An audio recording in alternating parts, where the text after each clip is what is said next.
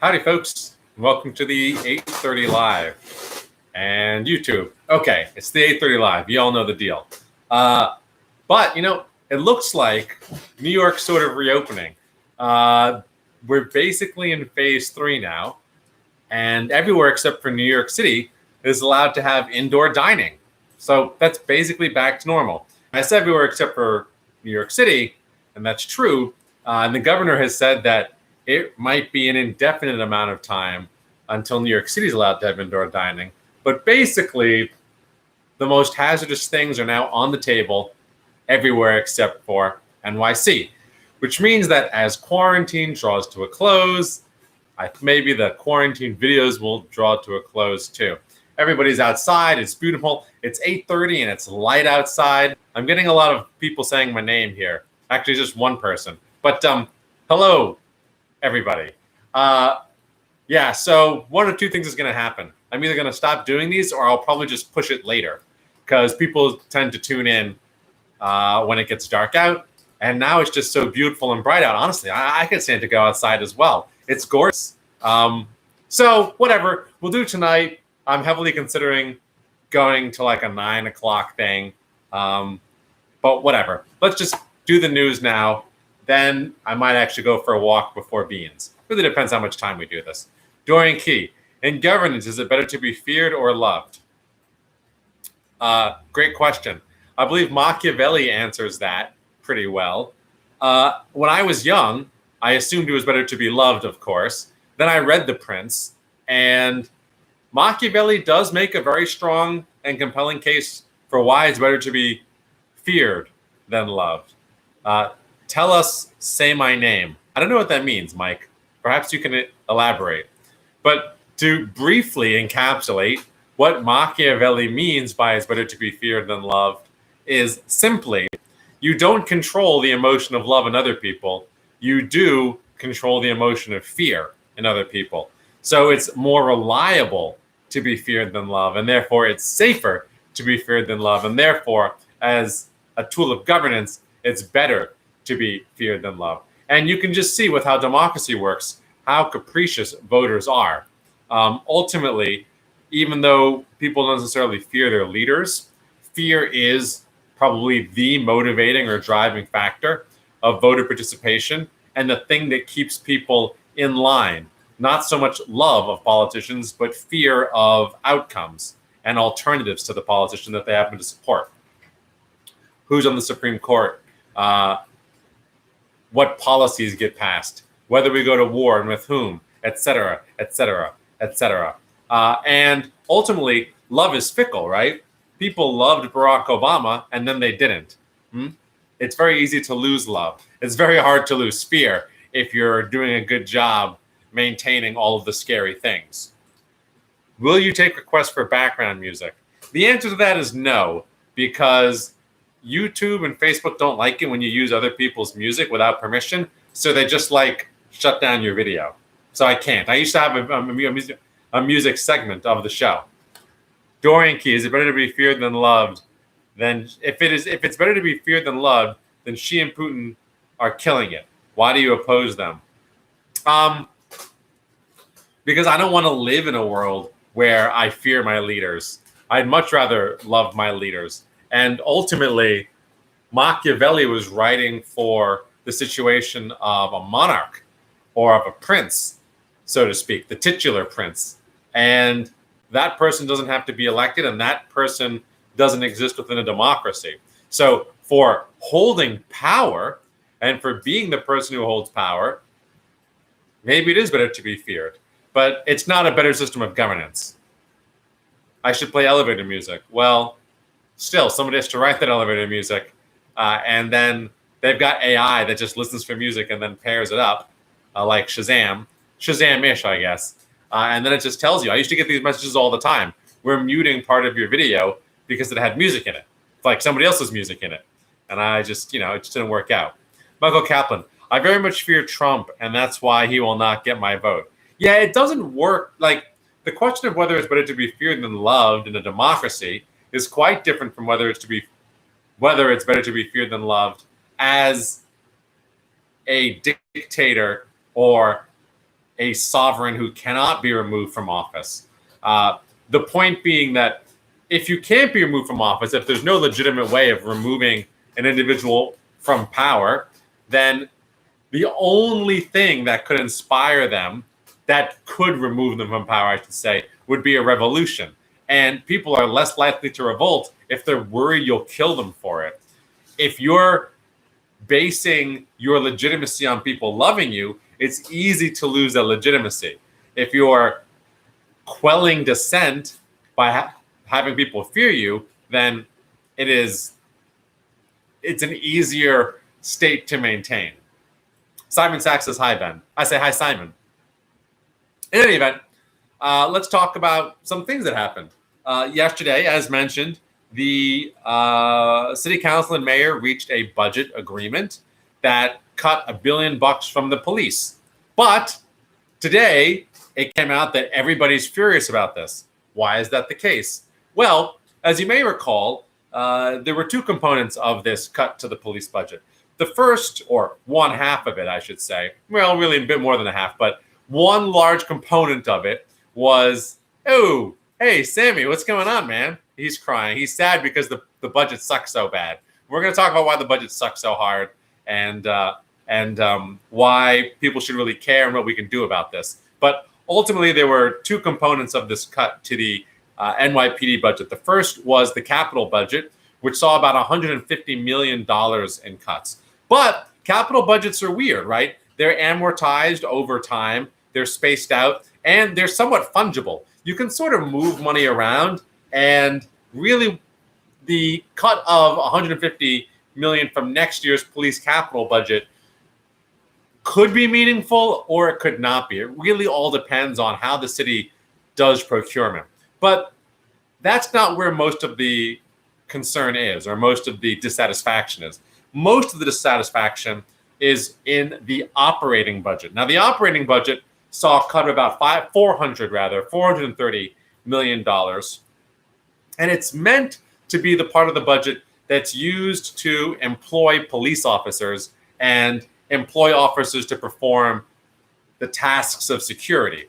The big asks for this was to get the police out of the homeless situation. So really not to criminalize homelessness, but realize that there's a problem there that is better addressed by social work and caring for homeless people.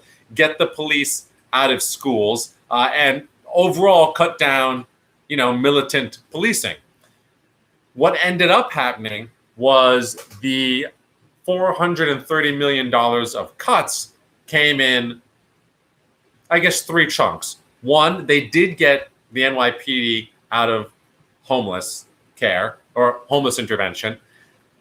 A large chunk of it, some $350 million, came from supposed savings in overtime, which doesn't say anything about the overall size of the force. The force stays the same. They simply manage the allocation of hours differently. It's really unclear how that's going to work$because the police in the last 2 weeks have racked up $115 million of overtime. So to say that they're cutting 330 or $350 million of overtime is not, it's not that it's impractical. It can be done if you remove police from the streets in theory, or you do the management of hours better. But it's just like, there's not a lot of faith that this is actually going to happen. And then the third component of this was getting the police out of schools. And that's about $150 million, $200 million. So not an insubstantial chunk, about a third to about a little bit more than a third, maybe 40% of the overall cuts. But it's seen now as a bait and switch. What ended up happening was the police that were put in schools, or the security officers that are underneath the NYPD, which oversee security in schools. They're not police officers per se because they don't carry guns. They carry handcuffs, and they're trained by the NYPD, but they're currently overseen by the NYPD. Those personnel were transferred to the school systems, the Department of Education.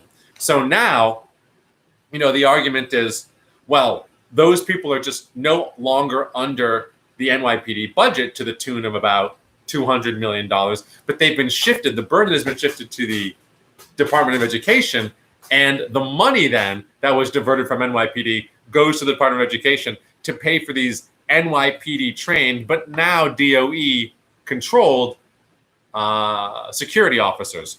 Now, there's two arguments here. One thing that people are saying is, well, these security officers are now responsible to a different party. That is to say, they are responsible to the Department of Education and the principals of their schools. And so that oversight, there's different priorities that the schools have relative to the NYPD. And so that oversight should change their behavior. Maybe the folks who I know who know the most about this say no, that's not going to happen for two reasons. One, the mayor's prerogative or the mayor's influence really determines how people behave who are employed by the city. And if the mayor wants is for a continuation of the status quo, that's what's going to happen. And then second, these are folks who have been trained by the NYPD.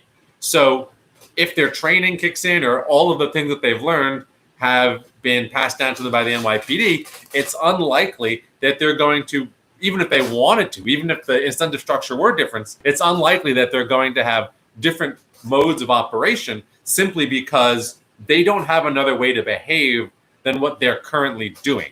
That being said, maybe DOE can invest in retraining. Maybe DOE will put its foot down and require, a change of behavior. But that's all really incumbent upon the Department of Education to go above and beyond. And it's not something that flows naturally or easily from this shifting of monies in the budget. And that's why people are super duper upset. The last component of this, and one of the things that people were calling for most of all, was a freezing in the hiring of police officers.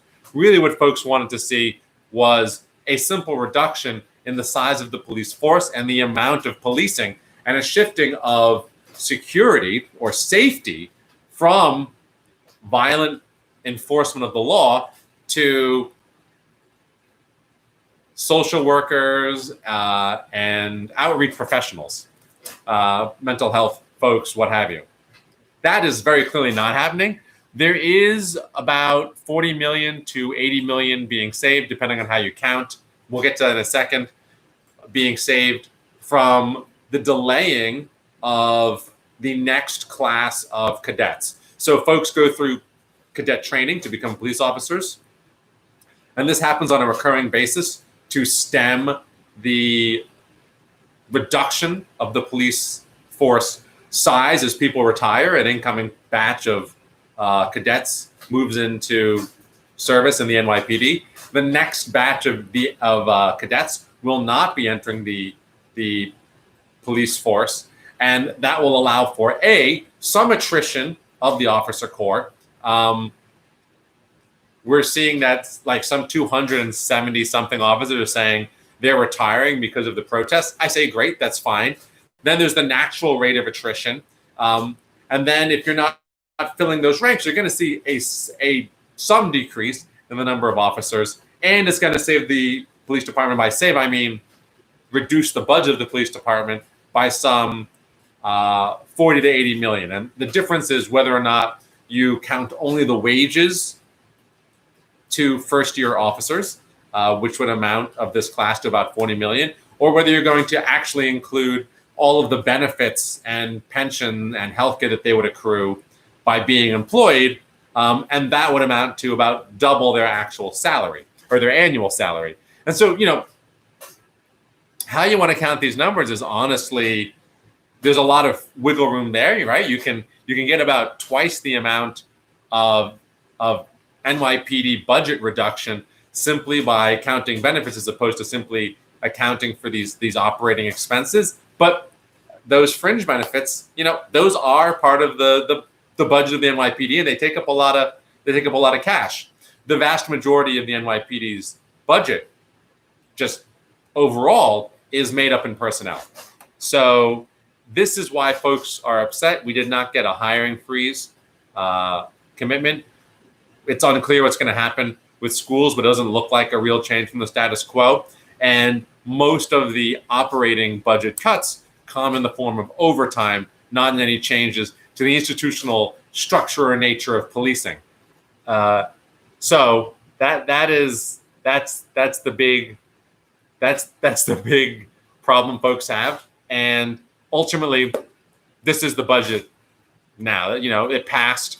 There were some, I think, 13 council members who voted against it out of the 51. And really, it's just going to come down to what happens with the next budget and whether or not people vote. I posted today, it was a big, there's 100-something comments on this. I posted about how people were flabbergasted that protesters didn't get everything we wanted. And my comment was, politicians aren't afraid of protests, they're afraid of votes. And people got real salty about that, which is not, I don't mean to say that protests aren't important or that they're invalid. Protests are valuable and people should protest. But at the end of the day, our goal is to change public policy. The way we change public policy is by changing the way electeds either measure the cost benefit of doing certain things due to their electoral chances, or simply replacing who's in office. And so protests are a means to the end. They're not the end in and of themselves. And I think it's very, very important to constantly remember this. I'm sorry if people felt that I was disparaging protesting. That certainly wasn't the intent. But I wanted to make very, very clear that the cost-benefit analysis to politicians doesn't rest in the protests that they see going on. There are a million protests all the time, and they are simply indicative of some amount of public sentiment. But public sentiment is very, very shifty. You cannot really rely on public sentiment, especially when it's far away from an election. And I want to give you an example. At any given moment, the public can care about something like the environment, or the public can care about something like school shootings. And as politicians wheel and deal and they make decisions about which issue they will prioritize, they earn the support or the opposition of segments of the public.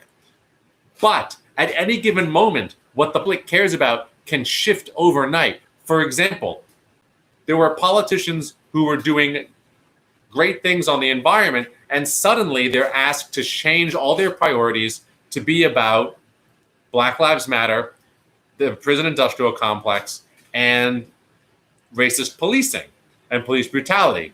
Now, that's a completely valid thing to be concerned about, and it's a completely valid thing for people to invest what they care about in. But let's say that the election were tomorrow, and let's say that you had politicians who had done everything. They had spent all their political capital building seawalls to protect New York City from the next superstorm, and had spent all their political capital fighting for the environment. And suddenly that's not the important thing anymore. Now it's something else. Public sentiment changes overnight, and suddenly they're bad on the issue that matters. That is why politicians can't bank on protests. That's why they can't bank on making protesters happy. They bank on what they think voters will vote on.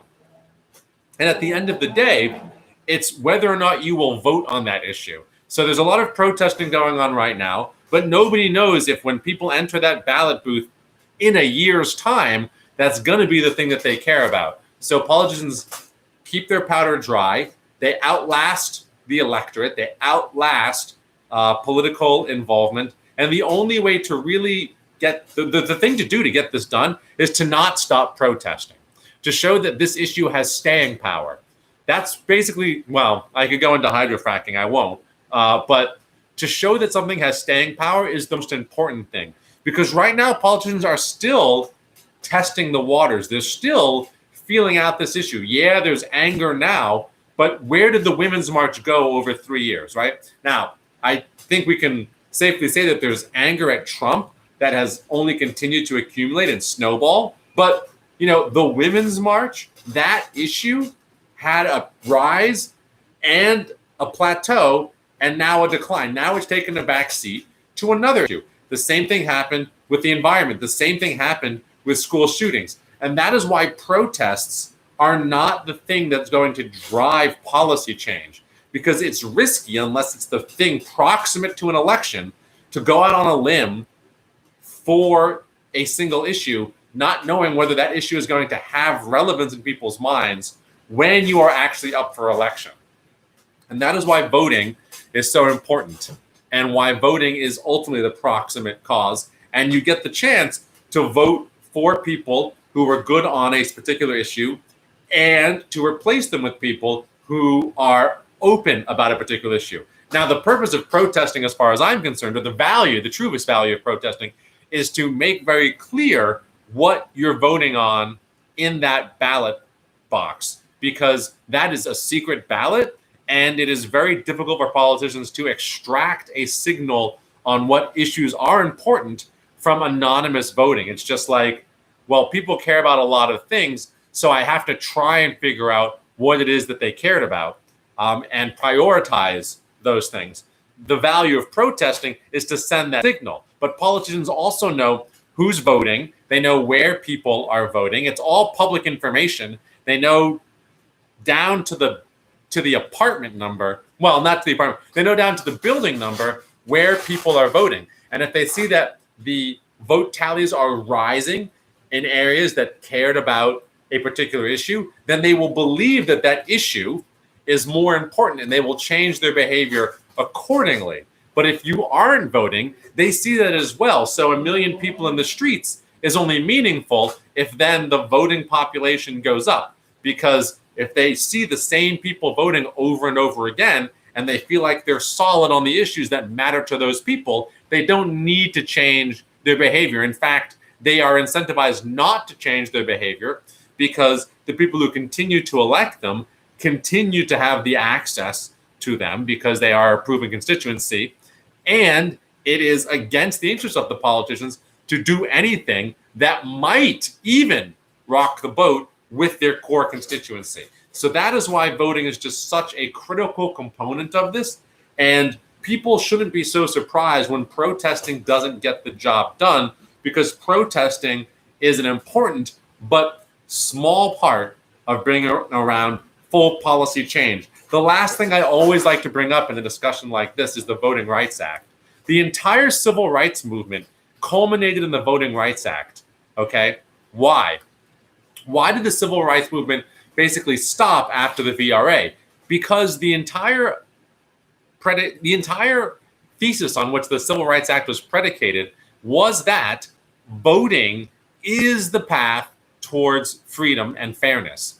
And everything that the Civil Rights Act did, all the protesting, all the marches, all of the civil disobedience, all the nonviolent resistance, and the violent parts of it, that we shouldn't exclude that. We shouldn't whitewash the fact that there was actual violent protest. But all of that was in the service of expanding the franchise to Black communities. The summer of freedom was not the summer of let's burn everything down, nor was it the summer of let's just march everywhere. It was the summer of registering voters in the South, for which people were killed. That's how important voting is. And at the end of the day, the goal of the civil rights movement was to expand and protect the franchise for Black voters. And if that weren't the objective were to protest, then we'd have a very different sort of world. But at the end of the day, voting is that critical component, and protesting is the thing that gets us to voting and makes it clear what needs to happen to earn those votes. Freedom riders, exactly. Now I'm going to get off my little, admittedly, I was high horsing it there, but, I have so much of my activism is predicated on my understanding of the mechanics of electoral politics and like how ready I am to share it. And ultimately, the last thing I want to say about this, I guess, before I go to the comments here, is just this is what rich people understand, right? The hierarchy of making deals with politicians goes like this: money, votes, activism or protests. And the reason that's the hierarchy is because a dollar today is as good as in the future as it is right now. So I can make a deal with you. I care about this. You vote this way. You get campaign contributions. That deal can be struck and consummated. The next highest level is I will vote for you if you do this thing. Okay? And you tell the politician what it is they need to do to get your vote. However, because that vote is anonymous and it's in the future, a politician cannot, so to speak, take it to the bank, right? So it's the next highest order of making a deal. And the least highest order is, I am mad about this. I am going to protest. Now, that protest sends an important signal, but unless it's paired with money or votes, it doesn't necessarily mean anything electorally to a politician. Now, there are good politicians who exist out there who have feelings and emotions, and you can make them feel things and ask them to support things which may be even against their electoral interest. But at the end of the day, the best politician knows, even the best politician, Bernie Sanders understands that if he wants to continue to have a voice, he needs to continue to be elected, which means he has to continue to do the things which he at least knows will get him reelected. And so when you don't have a lot of money and you can't make that guaranteed immediate transactional payoff for a politician, because they can take that money today and use that for their election later. When you can't do that, then it is all the more important to do all of the other things. Protest to send that signal, but vote. Voting is absolute, and register other people to vote, and organizing, demonstrating that you have access to more votes than just yourself, that there are registered voters who feel a certain way and will take that opinion to the ballot box and the voting booth. That is where grassroots power comes from. That and grassroots donations. But grassroots donations, it's a very odd thing. Grassroots donations are fantastic because they allow people to be independent of big money. And I had a startup that did this, but I've stopped that startup because people don't like to think about their politics in this way. But I had a startup that aggregated small dollar donations and cut deals with politicians in the same way that large donors do. To be explicit about, you can have our money if you support the following items. But with all of the grassroots money that's out there, I think that's something that is really, really feasible and achievable. Unfortunately, I don't know about unfortunately, unfortunately, this is how our system works. And so contextually unfortunate that small dollar donors don't want to see their money used in that way, because it would magnify grassroots activism by a significant amount. People who are in politics, like when I was in politics, and people who I told about who were also in politics, just like, this is the best thing I ever heard of. That's a brilliant idea. But as game theoretically brilliant as, not even game theory, like as politically savvy as the idea was, it was difficult to message to folks who don't like to think about politics as even minutely transactional. And they want to think that it's values driven. But ultimately, if something is values driven, the way you demonstrate that it's a true value is you're willing to give something up for it. Sometimes that's money, sometimes it's time, and it's certainly your vote. Let's work backwards through these comments. Sammy Disu, thank you. Activists need to come together and have deeper conversations on steering the massive protest energies towards all kinds of civics, especially voting, as you say. Couldn't agree more. Deidre, responding to Julianne. So let's go to the top of the comments, but there's a lot of them. Here's what I'm going to start at the top of the comments about this subject, and then maybe we'll go back to those comments about the prince. Whoosh. And the prince being Machiavelli's opus, because that was the thing we opened the conversation about. Somebody had asked a question like off the bat, but then we started talking about the police budget, and now we arrive at why the protests didn't get everything that the protesters wanted, and how to continue building power for activism in the future. Oh, the last thing I'll say, the one thing I do want to say is regardless of whether or not people can pool grassroots donations to influence particular policy decisions, which again I have advocated for and had a startup that did that. So I don't think there's anything wrong with it. I think it's using the system as it's designed in the current moment. Although money out of politics would be ideal. One thing I do want to say is this police budget, this budget about which people are upset, it is passed by representatives elected at the city level.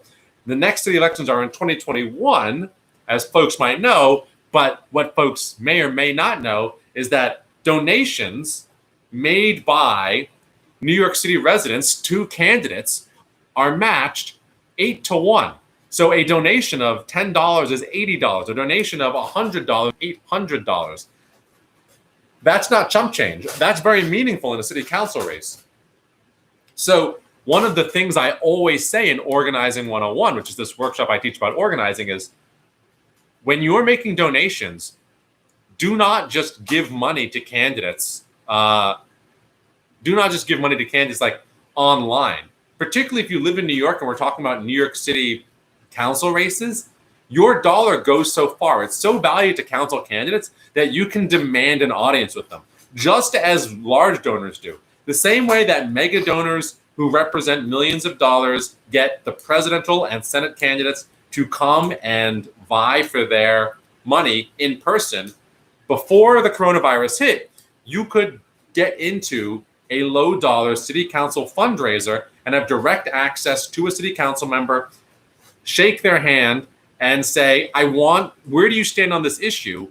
I will give you more money if you are for it. I will ask for a refund if you're not. Now, you can't do that in person anymore, but still, people are having Zoom fundraisers, and I urge you, do not just give your money to candidates because they sound good. Unless you know that person personally, or you have some reason why you trust that they're good on an issue, when you make your donation, sign up to be at a fundraiser and attend that Zoom meeting. Make sure that you're heard. If the candidate doesn't take questions, doesn't show up, or doesn't hear your question specifically and answer it to your satisfaction, don't give them your money, right? In an 8-1 match scenario, your money is very, very meaningful. Again, $10 is $80. That, a $100 donation is the starting point.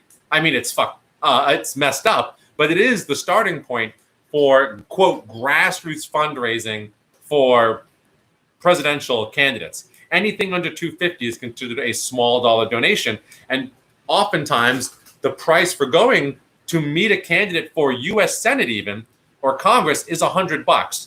Your $10 will easily get you into, well, maybe $20, but $10 should do the trick. It should get you into a city council fundraiser, and it should get you direct access to anybody running for a city office. And this includes comptroller, mayor, and borough president, and public advocate, because they are all subject to this 8-1 match. Now, there is a lot of debate as to whether a matching fund system actually democratizes elections and reduces the influence of money in politics and wealthy donors. There's a lot of debate about this. What I can absolutely tell, listen, I ran for public office in New York City.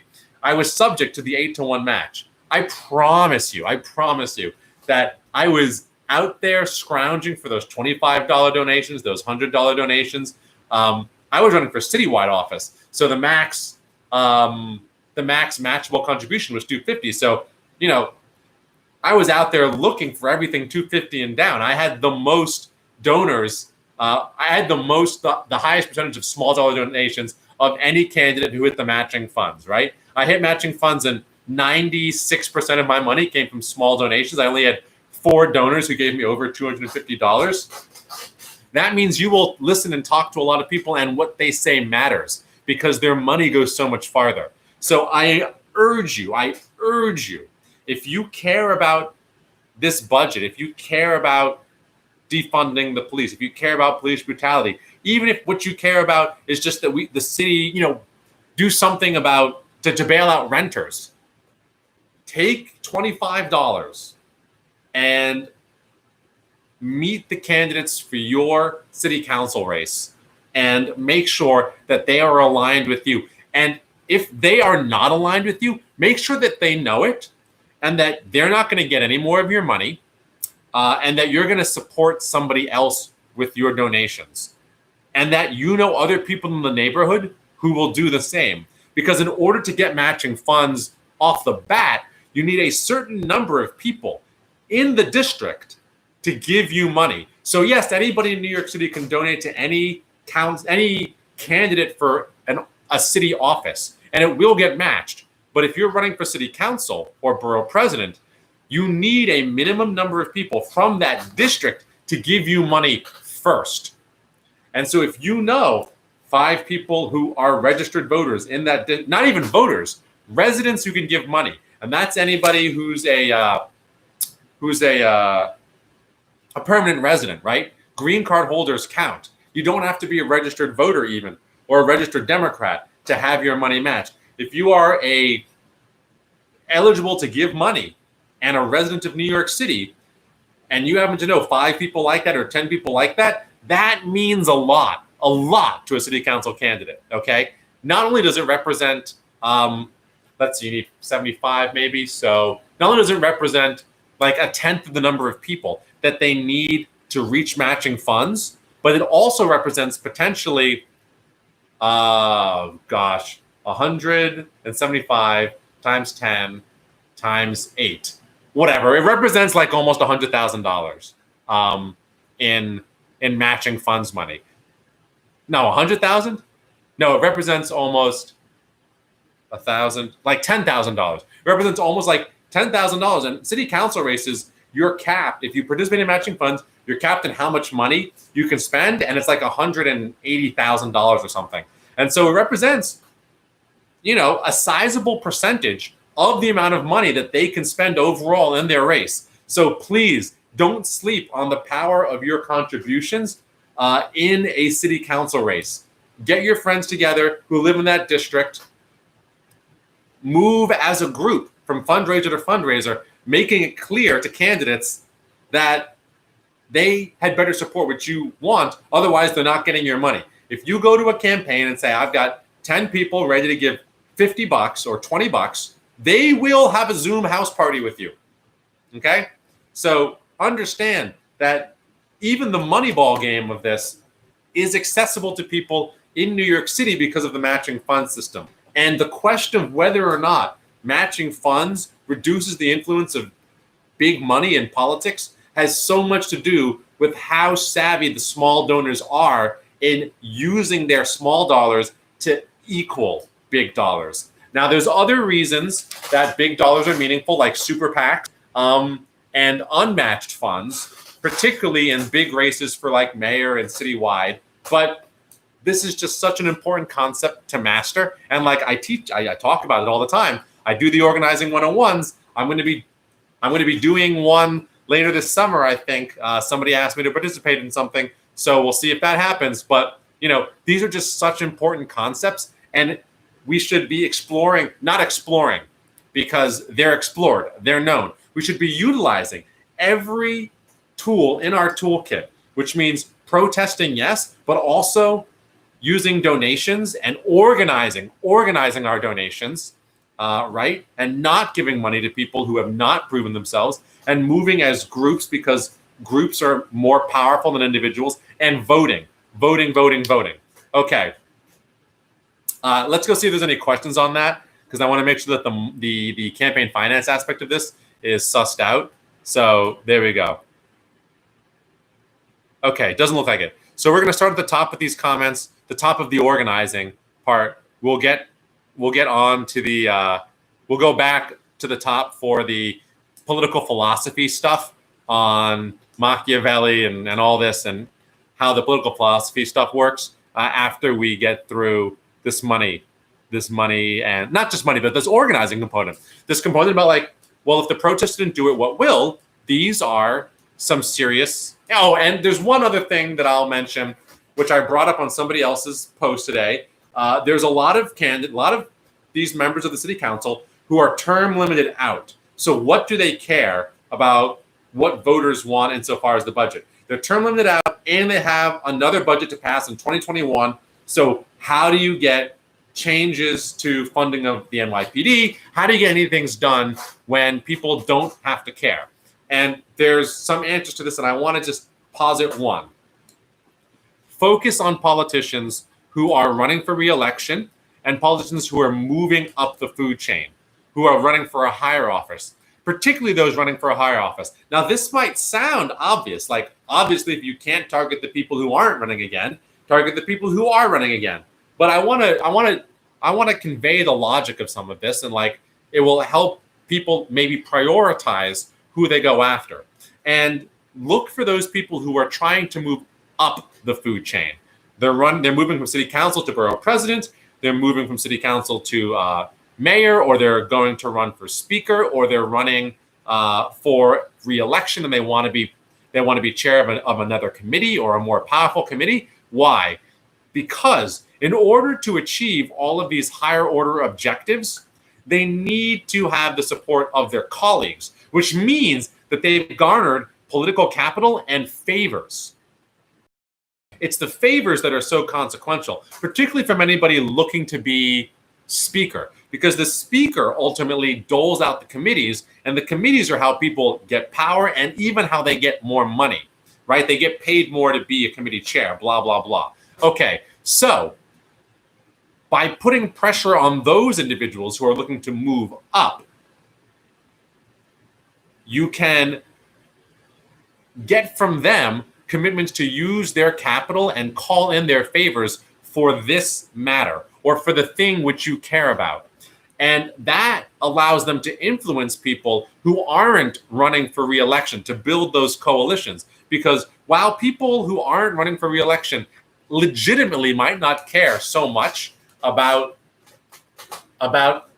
what constituents want or what people around the city might want, and they might not be fundraising hardcore because they've got their base and blah, blah, blah. What they do care about are the obligations that they've made to other people and their standing relative to their colleagues, because whatever it is they're going to do, they'll probably want to preserve good terms with people who are in power for any number of reasons. You know, it's just useful to have friends in high places, right? So focusing on those people looking to move up and demanding that they use their political capital and that they call in their favors now or on the next budget, and not wait until they're running for office to get that endorsement or to get that fundraiser, right? These are the things on which this is why people have favors, right? This is what they use those favors to get, right? They use those favors to get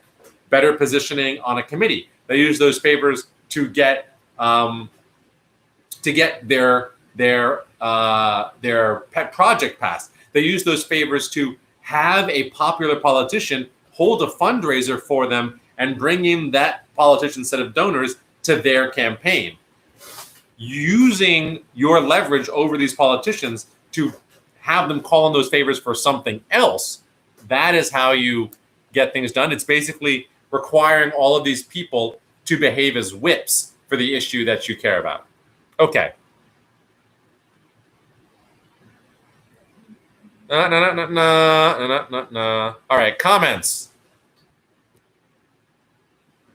Julianne, I glanced at the thread. I do think that people give too much credit to protests. Some pointed to the legislative changes and said, where is this? And said that it had to do with protests, but it completely neglects letter writing, NGO advocacy, and calling your electeds. I wonder how many of the protesters actually contacted their electeds. There's a lot of organizing that goes far beyond the protests that bring about changes. Dorian, if you had a one-way trip back in time to 100,000 years ago, 500,000 years ago, or 1 million years back in time, which would you choose and why? You cannot come back to the present time. All of those are terrible options. Why would I want to do that? I guess a million years, just because it would be interesting to see what's going on, but then I would probably die really fast. Deidre, Julian Ballington, I have been to Occupy City Hall numerous times, and I saw a ton of signs that ask people to contact their elected officials. There are actually people who are running for city council that are organizing there and doing teach-ins. I even met Jabari Brisport. There's a ton of organizing done at Occupy City Hall. Now that is the important part of protesting, which is that it builds connections between people. So that's really valuable for sure. And I'm glad that people this time are focusing on electoral action. I remember distinctly being at Occupy Wall Street, and people were absolutely dismissive of doing any. I started the electoral working group there, and people were completely dismissive of the idea of even engaging in electoral politics, viewing it as corrupt and beneath them. So it's extremely important that people at these in the thick of it be focused on electoral organizing. Julianne. Oh, long one. That's wonderful. There are people who are doing organizing at the events, but how many of those who are not doing the organizing are calling their electeds and voting? That's the point. I know some of the people who are doing organizing down there and in other places, but they are always organizing. Are the new protesters going to stay involved and keep up the pressure? It's easy to be involved now. There is a lot of focus on the issue, and there's a lot of free time. I've organized a little, and there are people who say that they want to be involved, but then life gets in the way. It takes commitment. Yes, this is absolutely true. Jabari Brisport, of course, is an organizer and ran for city council, and then I believe, won his race for state senate. But, you expect Jabari to be down there organizing and understanding electoral politics. Did he convince anybody else to be involved in electoral politics is the real question. And that's where the work needs to happen. Or it's one of the places that the work needs to happen. And I would say it deserves the majority of our attention. Deidre, I think that there has been much more involvement this time around. At least in my polling site for early voting, there was a long line. Really? I've never seen such a line before, especially for early voting. More people are inclined to be involved. They might not be joining political clubs, but they are out there volunteering with organizations with food distribution and other needs. I'm really interested to see what the voting rate is like in this last Democratic primary. After Trump was elected, everybody thought that the voting rate would go up. But in the municipal elections, immediately following the 2016 presidential election, we actually had 12% turnout in municipal races. So it did not bring up voting rates almost at all. It was lower than normal in municipal elections, even after the Women's March, even after Trump was elected, even after all of that protesting. So I'm curious to see what the Democratic primary voter turnout looks like, but appearances can be deceiving. And one of the reasons that there can be lines at polling places is because the Board of Elections messed up our voting process so terribly. So long lines either means a lot of people are voting, or voting is harder. Julianne Ballington, what do you think will happen to the council members who voted yes? Who the F knows? What do you think will, Dorian Key, I hate Chin. I hope she goes down. I should send her hate mail even though she's not even running again. She is not running again. And so the biggest thing to do is try and identify a candidate that you can get behind who embodies your values so you can support them in the upcoming primary. Deidre, Julianne Ballington, Lori Cumbo has already been facing a lot of disappointment with the constituents, and they aren't interested in voting for her in future positions. And that's meaningful because she is a Black woman representing a majority Black district. Well, she may run for another position. She may. Wow, I hope she gets hit hard by a bus then. Dorian, we do not condone violence or hurting people on this channel. Michael Kaplan, give me a higher love or office.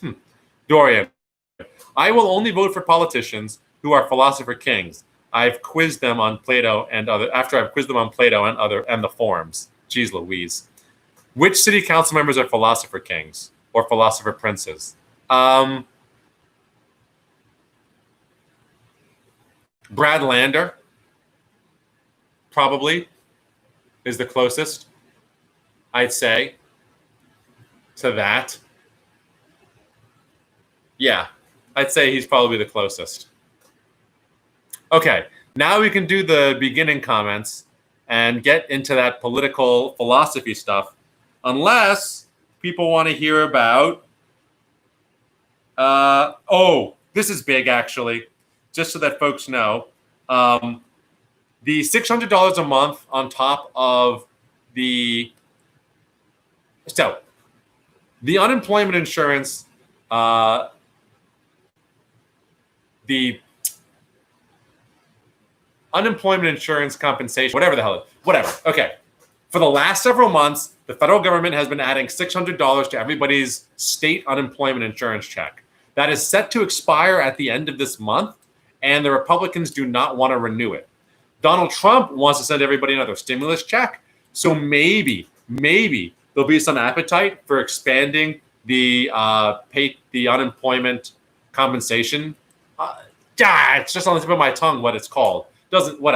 For extending the additional $600, but the Republicans are worried that it's preventing people or incentivizing people from going back to work, as if the virus weren't doing that enough, and want to kill it. So just that everybody knows, if you have been receiving unemployment benefits, or you know somebody who has, their unemployment insurance benefits are quite possibly going to drop by $600 a month starting next month. Okay. The last thing I'll say that's important in the news is, speaking of the election that just happened and the voter turnout, a tremendous amount of votes were cast by absentee ballot.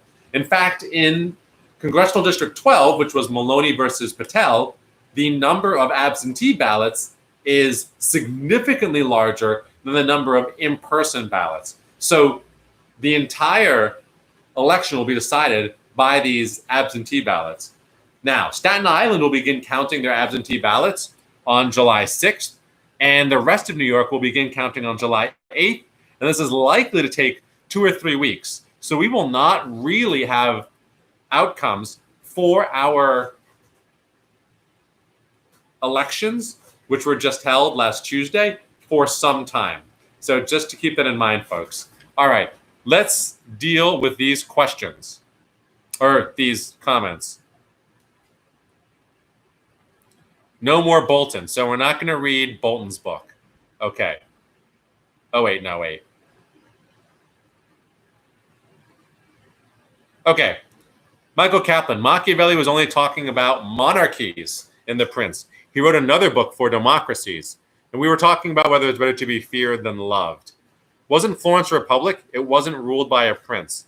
Ben, if you have a vast political power, how will you destroy your enemies, and in what fashion and method? Well, I suppose I would just have them executed, right? That'd be easy if I had supreme political power. But why, I'm not so worried about my enemies. Like, are my enemies trying to kill me? Like, how are they my enemies? If I already wield supreme political power, why am I even concerned about them? Dorian, if you had to live as a local democratic activist in Beijing or Moscow today, which would you choose and why? China. The reason is they do a lot less killing of activists. I feel like Putin is known for killing people in underhanded ways, and China doesn't really kill people. It will lock you up for a long time, but you may live to fight again. And I feel like the Chinese activists get a lot more attention than the Russian activists from the West. Dorian, do you think our society would be fair and better run if we all elected only philosophers as politicians, including the president? No. It's great to be able to run your mouth on philosophy, but actually there's no guarantee that you'll make better decisions, and certainly there's no guarantee that you'll be better at executing anything that needs to get done. Julianne, directly asking me a question or comment. Ooh, this is a long one. Can a person just be respected? I think that a leader in a democracy should want to be respected because when governed justly, they will engender love of the citizenry. In a democracy, a citizen shouldn't fear the leaders, but the outcomes of breaking laws. Hopefully those laws are just. But we don't fear our leaders. We fear the result of breaking laws. We respect our leaders if they act with dignity and write just laws. Also, love isn't as fickle as this statement would imply. Love is a choice, and you cannot control. Wait, is a choice, and you cannot love a person you do not know. Therefore, you cannot love a leader. You can be infatuated with a leader or mesmerized by a leader, but love isn't the correct term. I guess it depends on how you define love. According to Machiavelli, his question was between love and fear, and he decided it was fear. But ultimately, respect is the exact same problem as love, which is that the politician, the leader, the prince does not control the emotion of respect. You can control the emotion of fear. An individual leader can instill fear in a population. You cannot instill respect, nor can you instill love. You must garner or earn love and respect. The whole point of Machiavelli's statement is that that is capricious and it depends on the people. Fear is something that depends on the ruler. And because it is stable and reliable, it is better to be feared than to be loved or respected. Ben, do you think you would make a good philosopher king? I think I'd make a great philosopher king. Yeah. Will you vote for Ben as for philosopher king? With PUA benefits expiring. Oh, here we go. Pandemic unemployment assistant. That's it. That's it. Dorian, you got it. Thank you, Dorian. With PUA benefits expiring next month and eviction protections expiring in August, do you think there'll be a disaster if these both are not extended by the state and Congress? Yes. Yes. There'll be a homeless crisis. There'll be an unemployment crisis. There'll be a consumer crisis. Everything is just going to fall apart. Somebody's got to do something. Michael Kaplan, are you worried that cuts to NYPD come out of reformist priorities like vest cams? The data on vest cams is bad. Vest cams, body cams don't do anything. Just go watch the Elijah. Oh gosh, damn, what's his name now?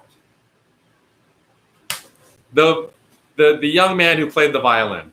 The answer is that like cameras are nice, but they actually aren't that well correlated with improved police behavior. So spending more money on police is not really the answer. You need to demilitarize. You need to buy them less equipment, less assault rifles, less Bearcats, less grenade launchers. You need fewer people carrying guns. I mean, I proposed at one point during the protests that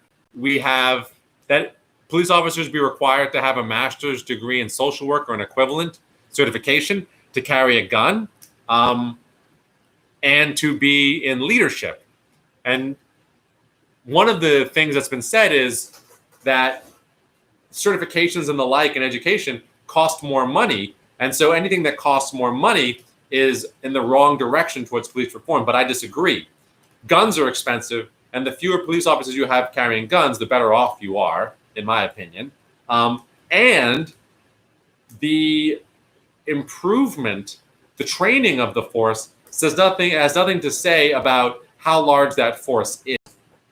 But that being said, so many of the things that people want to spend money on are not actually correlated with better outcomes. And there's a Twitter thread that I shared about this and was the basis for a resolution I'm working on with Sahand Sharabani. So look out for that, I guess. Dorian, what is your opinion of Huawei being a threat to Western security if it gains a monopoly in 5G over the globe? Do you agree with arresting the Huawei executive in Canada? Don't know about the arresting of the Huawei executive in Canada. Do know about the risk that Huawei poses to interception of digital communications, and I do not feel that it should have a monopoly over 5G. And I actually do support the combating of China's 5G network and basically using U.S. government power to ensure that our 5G network is not one that China controls. Michael Kaplan, is there an intended symbolism for your flag having the blue field in the upper right-hand corner? It's not. The image you're seeing is reversed because it's on a camera facing me. The flag is backwards to you. Dorian Key, what do you think of McGrath beating Booker? does this kick black people's hopes in the balls and they bail in November like how the black vote was depressed for Hillary? We went over this before. I don't think it's going to depress the black vote very much because they are very reliable and good voters who understand, unfortunately, very well that they often are stuck making the best of a bad situation. What we should hope from McGrath is that she be vocal about their needs and the issues that matter to them. We'll see. We will see. I do think that the African American community is getting fed up with politicians and Democrats who do nothing but pay lip service to them. So I don't think that it necessarily needs to depress turnout for McGrath. And I do think that black voters understand that Mitch McConnell is a worse choice for them.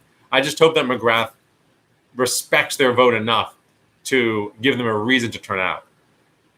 And she won by a very small margin. So what that means is that she probably understands that she'll have to do outreach, and that leaders in that community will hopefully have a big role in taking their state forward. Dorian, do you feel our next president should pull a Kennedy and declare a space race against China on a moon base and getting to Mars first? Barack Obama tried to do that and it failed. So Americans don't care about space. They don't care about science anymore. Julianne, we covered, and now we're back to where we started on the protest stuff.